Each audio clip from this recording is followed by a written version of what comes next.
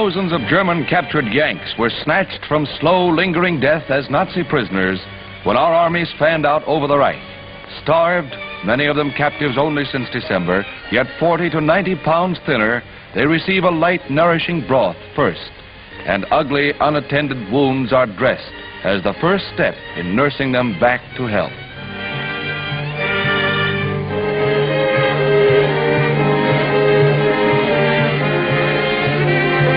Medical officers marvel that some of the freed men were still alive. Heroes such as Private Richard Mulder of Lincoln, Nebraska. Yes, this is what the Nazis did to our men whom they captured. There is life here, though most of the story is death. Death. At Hadamar, an insane asylum served the mad Hun well. Behind its high walls, their victims, Poles, Greeks, Russians, any non-Germans, were systematically slaughtered. All we could do was to dig up and give the dead a decent burial, including many women who gave up their lives to Nazism. These newsreel and Signal Corps pictures were officially recorded for posterity.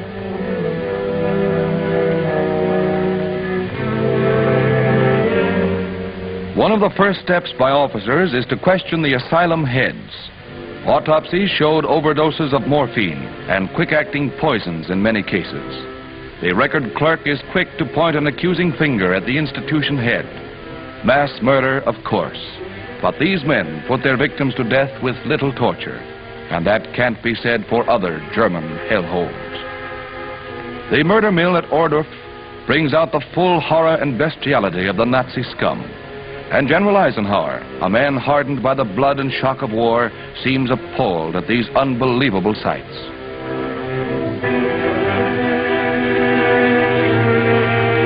Accompanied by General Bradley on his revolting mission, and also by General Patton, hard-boiled yet visibly moved, the Supreme Commander sees demonstrations of the torture racks.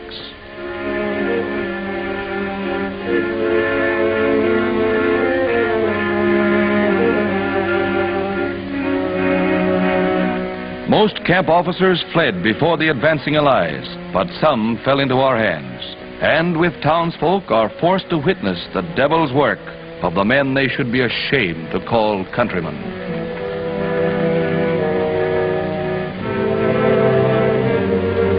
How many were put to the torch, no one will know. How many while alive? Lime pits, flesh-eating, bone-consuming lime, accounted for others. Germans are conducted to a murder shed where thousands, too ill to be herded to the rear by Nazis, were slain in cold blood. The thought of the horror awaiting them is almost too much for the Germans themselves, but brutality is fought with stern measures.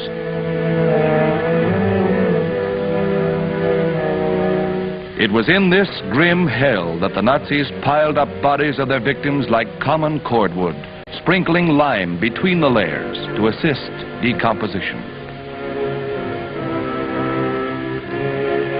The inspection over, they come out shaken to the core. They have seen the handiwork of their compatriots, which has changed the name of Germany to infamy. And not all their tears can erase one letter for all time.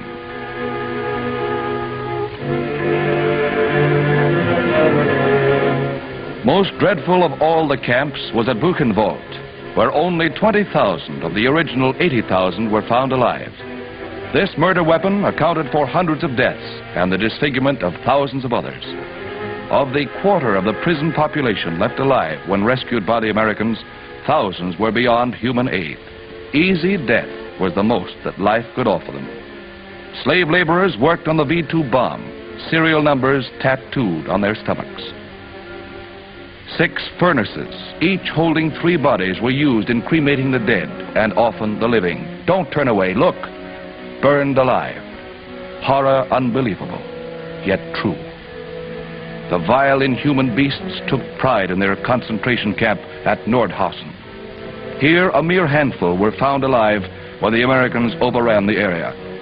War is not a pretty thing at best, but no words can express the world's disgust at Germany's organized carnage. Some lay dying among the bodies of the dead.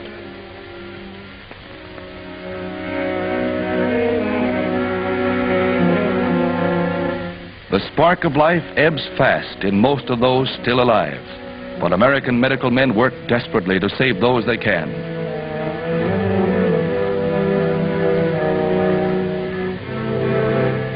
Ridden with all the worst diseases known to mankind, and without medical attention or food enough to keep them alive, the prisoners died daily by the hundreds after rescue, despite any aid we could give them. American officers rounded up civilians and forced them to atone, in a small degree, for what their countrymen had done. Protesting, with the stench of death in their nostrils, they were forced to remove the victims to a hillside grave for better burial. For the first time, America can believe what they thought was impossible propaganda. Here is documentary evidence of sheer mass murder. Murder that will blacken the name of Germany for the rest of recorded history.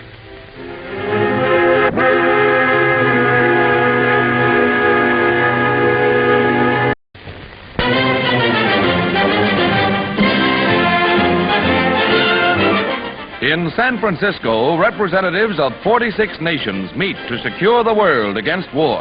Anthony Eden arrives, followed by Premier Jan Smuts of South Africa. Mackenzie King heads Canada's delegation. A charter based on the Dumbarton Oaks formula will be planned. Russia's Foreign Commissar Molotov will play an important role in the proceedings. Crowds gather and see the coming of the French delegation, which will present General de Gaulle's ideas. A colorful representation is that from Saudi Arabia. Senator Connolly and another member of the United States group, Commander Stassen, are on hand. Every delegate who registers is firmly resolved to do his utmost to prevent another world conflagration. Inside the convention hall, 300 world representatives gather for the first session of the conference, which is led by Secretary of State Edward R. Stettinius.